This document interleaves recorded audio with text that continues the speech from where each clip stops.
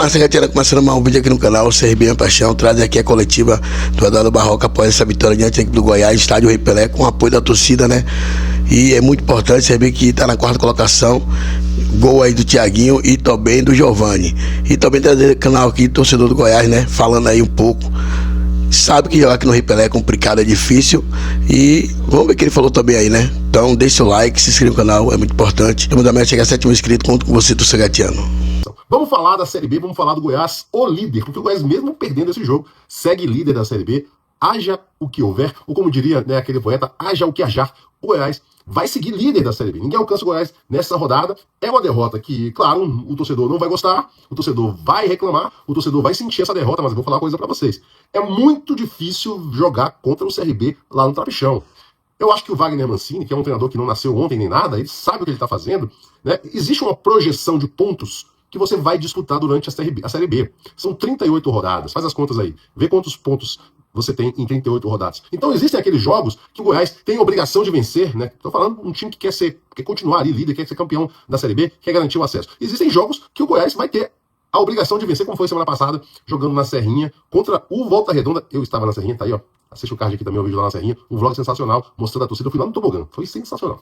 Então, esse tipo de jogo, o Goiás tem a obrigação aí de vencer. Agora, se o Goiás vai jogar fora de casa contra o CRB, que é um adversário duríssimo, basta lembrar que o CRB, outro dia aí, eliminou o Santos do Neymar e tudo, né? Jogando exatamente onde? No Trapichão, estádio Rei Pelé. É muito difícil jogar ali contra o CRB. Eu acho que é uma vitória, é uma derrota esperada. Claro que não acalentada, não ansiada, mas pode perder um jogo desse e seguir nessa luta, porque a Série B não é uma corrida de 100 metros rasos, é a maratona das 38 rodadas. Segue muito bem ainda o Goiás. No jogo de hoje, eu acho que o CRB teve sim as suas virtudes. O centroavante, né, o Mikael jogando muito bem, segurando a bola na frente. O Mikael teve algumas jogadas de muito perigo, inclusive o primeiro gol sai de uma jogada do Mikael. O segundo, antes um pouquinho, ele tinha recebido uma bola fora da área, girou muito rápido, bateu. O Tadeu tava na bola, mas a bola saiu muito rápido do pé dele, não sei se o Tadeu chegaria. E logo na sequência, o Mikael recebe mais uma vez na área, abre a famosa capa do Batman, faz o pivôzão sinistro ali, né? Serve o companheiro, e aí tem a infelicidade do Tite, que pra mim é um zagueirão, uma baita aquisição do Goiás. O Tite acaba tentando desviar, o Tite faz o movimento técnico perfeito, tá bom?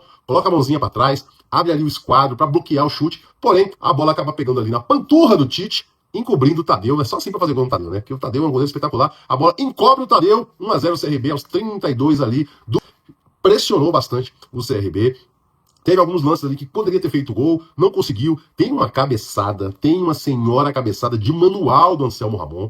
E isso a gente sabe, né? O Anselmo Ramon jogando contra o CRB no Trapichão, né? Tem a lei do ex a favor do Goiás. Ele dá uma cabeçada de manual pro chão e o goleiro, cara, faz uma defesa, né? O Matheus Albino faz uma defesa espetacular, uma defesa Gordon Bankiana, lembra? A defesa do Gordon Banks na cabeçada do Pelé. Essa foi a defesa feita ali pelo Matheus Albino, impedindo naquela altura o gol de empate, a lei do ex, né? A lei do ex estava pedindo para ser exercida no Trapichão, cabeçada do Anselmo Ramon, uma fatiada ali numa bola parada que veio do Lobo, o cara, né, vai ganhando ritmo, já falei, esse jogador é um jogador especial, camisa 10 do Goiás, o Benítez, ele tem tudo para fazer uma grande Série B, tem muita qualidade, ele sobra no quesito qualidade técnica, se ele estiver bem fisicamente, vai contribuir muito. Segundo tempo teve também o Wesley Garcia, que é outro jogador importante que eu acho, ali que vai dar essa dinâmica pro Goiás, junto, claro, com o artilheiro, com o Anselmo Ramon e outros jogadores que jogam ali pra frente. Então, nesse momento que o Goiás pressionava, contou a qualidade técnica dos seus jogadores, o Matheus Albino fez a defesa do jogo. Naquele momento ali, se sai um gol de empate do Goiás, a gente podia estar falando de outro resultado aqui hoje. Mas, acaba que,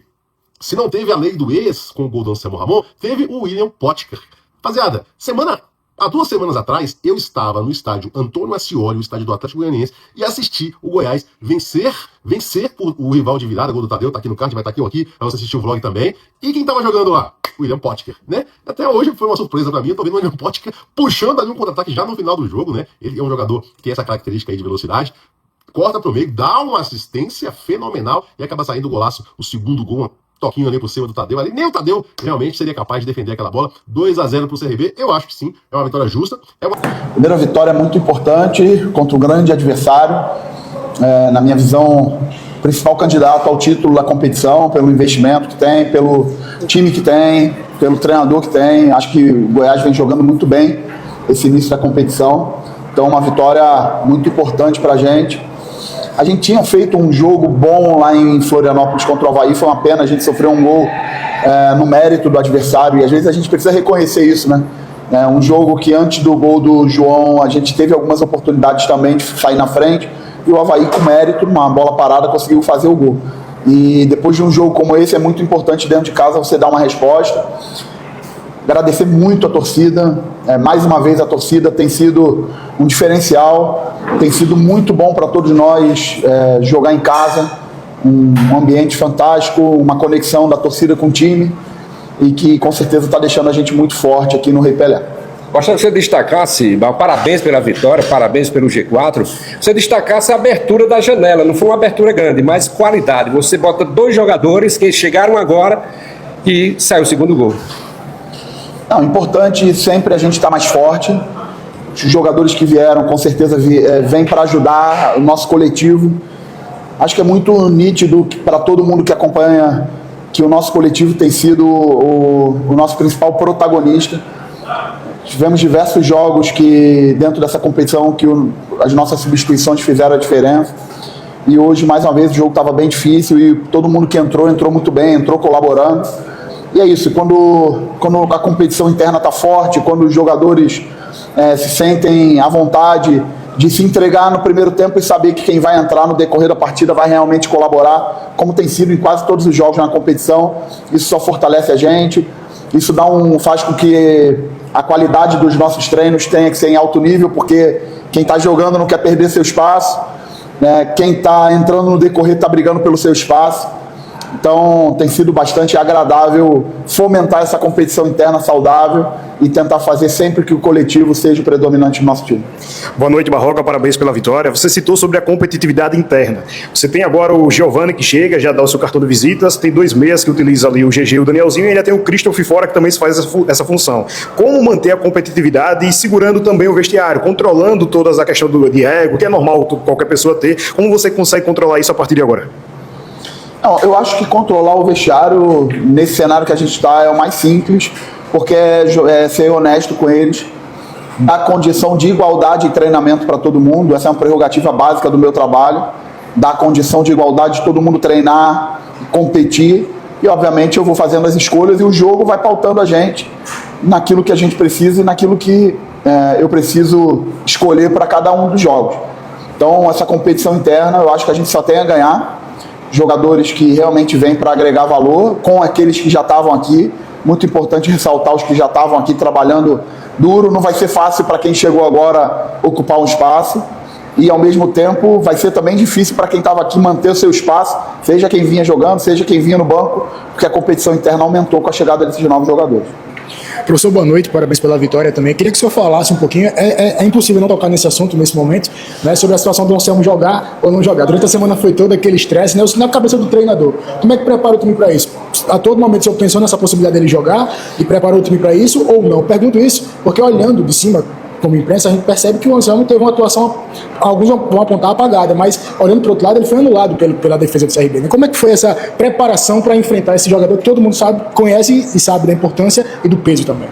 O Anselmo é um jogador de altíssimo nível, a gente se preparou desde o início da semana para enfrentá-lo, desde o início imaginei que ele viria jogar, e a gente sabia que precisava marcar ele com bastante atenção pela qualidade que ele tem, não só de definição, como de organização. O Anselmo é um 9 que muitas vezes desce para fazer os outros jogadores jogar. Então, acho que Henry e Segovia fizeram uma partida muito boa, conseguiram marcar muito bem. Anselmo, isso realmente foi determinante para a nossa vitória hoje.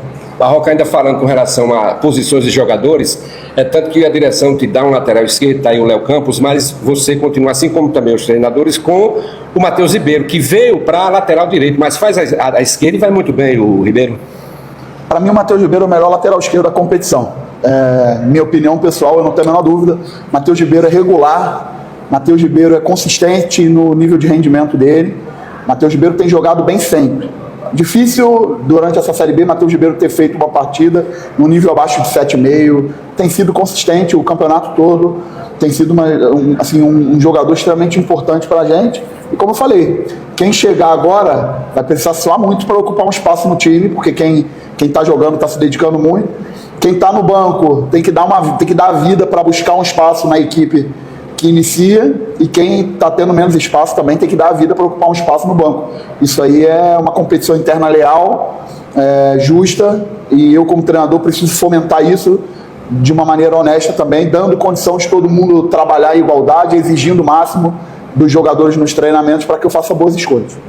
Barroca, você tem números excelentes jogando em casa, apenas um gol sofrido em todos os jogos. No entanto, ainda está faltando alguma coisa fora de casa. Concordo contigo, o CRB jogou muita bola contra o Avaí, mas não conseguiu segurar o resultado. O que é que falta para ter esse equilíbrio? Porque em casa o CRB já se provou que é uma das principais equipes, salvo engano, é o terceiro melhor mandante da competição. Então, a gente tem conversado sobre isso. Alguns jogos, realmente, na minha visão, foram coisas de detalhe. Vamos lá, vamos relembrar aqui. O jogo com o Avaí, na minha visão, não era um jogo para a gente perder se for ver rendimento. Acho que a gente teve um rendimento muito bom. O jogo com o Botafogo foi um jogo atípico. A gente tomou gols antes do primeiro minuto, no primeiro e no segundo tempo. Isso comprometeu muito a nossa partida e o nosso rendimento. Acho que ali foi um jogo que a gente teve um rendimento um pouquinho comprometido por causa desses gols. Jogo com o Paysandu, a gente saiu na frente e bem no final do primeiro tempo, se a gente levasse a vantagem para o intervalo, eu tenho uma convicção muito grande que a gente venceria aquele jogo. Logo depois a gente sofreu um gol, mesmo assim no final do jogo a gente teve 2, 3 oportunidades assim para ganhar o jogo. O jogo do Amazonas, sofremos um gol que a gente não costuma sofrer, e depois o time do Amazonas se fechou, a gente jogou o tempo todo em cima deles no segundo tempo, conseguimos fazer o gol do empate, vencemos o jogo com o Atlético. Então assim, se a gente for ver, eu preciso me ater também à parte de rendimento, que é aquilo que a gente controla, né? Se a gente for observar os nossos rendimentos, a gente não tem um jogo assim fora de casa que a gente fale, poxa, o adversário foi realmente muito superior e a gente sai conformado com o resultado adverso. Tirando o Atlético Paranaense, que foi um jogo que a gente também teve um bom comportamento, mas foi o único jogo assim, que a gente permitiu, né, sofrer assim, 2 gols de diferença da forma que foi. Eu acho que as outras partidas todas a gente teve bom comportamento e a competição está se desenhando muito parelha, definida nos detalhes. Então, na minha cabeça agora é fazer uma ótima preparação. A equipe da Ferroviária, na minha opinião, coletivamente, com a posse da bola, está entre top 3 na competição. É um time muito bom com a bola, é um time que, se você não se organizar sem a bola, você corre errado realmente contra eles. O Vinícius tem feito um trabalho muito bom coletivamente com a equipe deles e a gente vai precisar se preparar muito bem para jogar esse jogo. Professor, ainda falando sobre a Ferroviária, né? A CRB chega lá buscando realmente essa segunda vitória fora de casa e o senhor acaba perdendo o Danielzinho pelo terceiro cartão amarelo, né? Tá fora do jogo, não joga contra a Ferroviária. Esse tic-tac entre GG e Danielzinho vem fazendo a diferença nesse meio campo do CRB, né? Como é que vai ser essa semana de preparação? O senhor vai dar uma oportunidade, por exemplo? Eu sei que talvez seja difícil já do senhor dizer isso, mas Giovani entrou, fez o gol e tal, o CRB tem outras opções também. Como é que vai ser esse meio campo, já visando a Ferroviária, pelo que o senhor falou coletivamente? Você vai manter essa presença de 2 homens atacando ou vai buscar ser um time mais reativo? Assim? Giovani, para esse jogo de hoje, não tinha condição de fazer um volume grande, porque Giovani estava um tempo sem treinar na intensidade necessária lá no Paysandu. E conheço muito bem o jogador, um jogador que já dirigi ele em outros clubes, mais de um clube. Conheço muito bem o potencial de Giovani individual, mas precisa ir progredindo, precisa ir ganhando condicionamento.